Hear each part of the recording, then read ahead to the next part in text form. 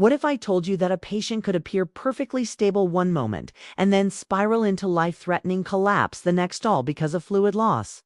This is the reality of hypovolemic shock, a condition where the body loses a critical volume of blood or fluids, leading to a cascade of physiological events that can rapidly become fatal. To truly understand this, we need to follow the pathophysiology step by step and explore how every organ, every cell, and every compensatory mechanism reacts under this extreme stress. It all begins with fluid or blood loss. This can happen through external trauma, internal bleeding, severe burns, excessive vomiting, diarrhea, or even conditions that cause dehydration.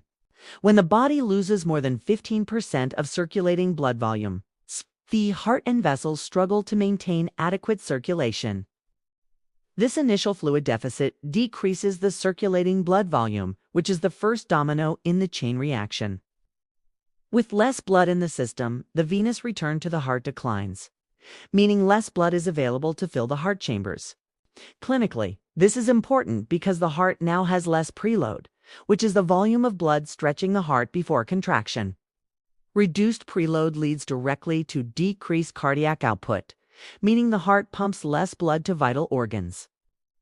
The body's first line of defense is the activation of compensatory mechanisms. The sympathetic nervous system kicks in, increasing heart rate and inducing peripheral vasoconstriction to preserve blood flow to the brain and heart. At the same time, hormonal systems such as the renin-angiotensin-aldosterone system (RNurse) are activated, and antidiuretic hormone AD is released. These systems work to retain sodium and water, maintain blood pressure, and reduce urine output. A helpful mnemonic to remember these compensatory responses is hot brain. Heart rate rises, oxygen is redistributed, thirst increases. Blood vessels constrict, RNurse activated, ADH released, intrarenal perfusion reduced, neurologic alertness changes. This mnemonic can help students quickly recall the body's natural compensatory attempts in hypovolemic shock. Even with these efforts, compensation has limits. If fluid loss continues, tissue perfusion begins to decline.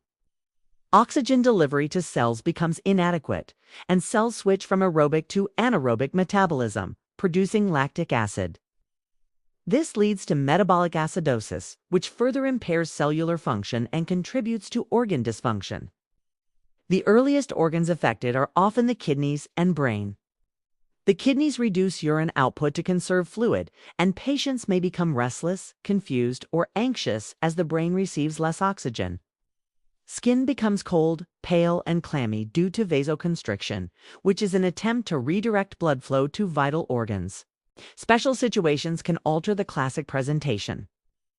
For example, elderly patients or those on beta blockers may not exhibit tachycardia despite significant hypovolemia, making early recognition more challenging.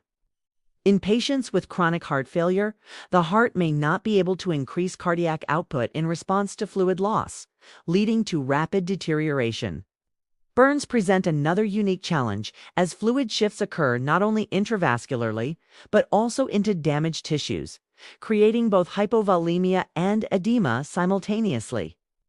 Another consideration is hemorrhagic shock and trauma, where rapid assessment and fluid resuscitation are critical, because even a short delay can trigger multi-organ failure.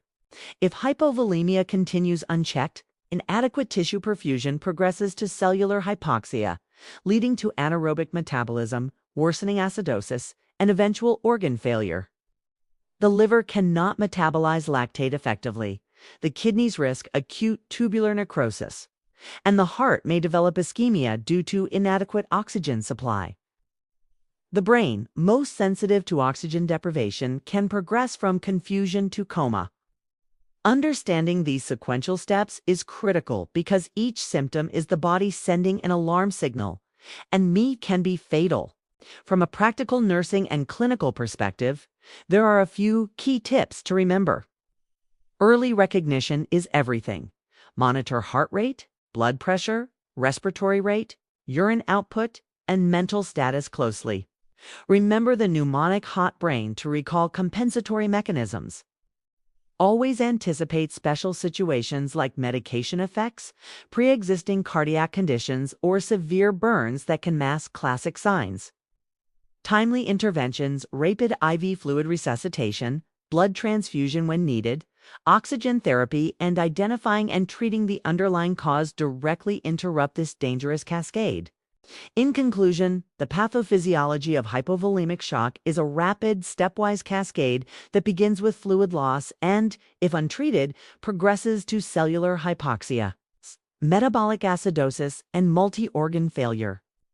Understanding these steps is not just academic hit, is life-saving. For healthcare professionals, recognizing the early signs, understanding compensatory mechanisms and acting decisively can turn a potentially fatal situation into a survival story. Remember, in hypovolemic shock, every second counts, and knowledge is the first intervention.